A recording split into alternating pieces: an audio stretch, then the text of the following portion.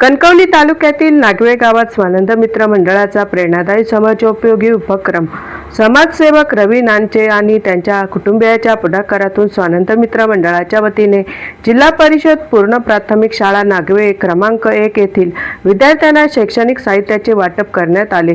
तसेच 10वी 12वी आणि पदवी परीक्षेतील गुणवंत विद्यार्थ्यांचा भव्य सत्कार करण्यात आला। याचबरोबर राजश्री शाहू महाराज विद्यालय करंजे येथील बौद्धिक दिव्यांग विद्यार्थ्यांना ब्लँकेट टॉवेल आणि खाऊचे वाटप करून सामाजिक बांधिलकी जपण्यात आली। या कार्यक्रमाला जिल्हा परिषद सदस्य मनोज राव राणे, स्वानंद मित्र मंडळाचे संस्थापक व अध्यक्ष रवी नानचे, पंचायत समिती सदस्य दिव्या पेडणेकर, नागवेच्या सरपंच सिद्दीकी जाधव, उपसरपंच महेंद्र कुडाळकर, महाराष्ट्र मराठी मुक्त पत्रकार संघाचे अध्यक्ष प्रकाश पाटकर, ज्येष्ठ पत्रकार गुरुनाथ तिरपणकर यांच्यासह अनेक मान्यवर शिक्षक, पालक आणि ग्रामस्थ मोठ्या संख्येने उपस्थित होते।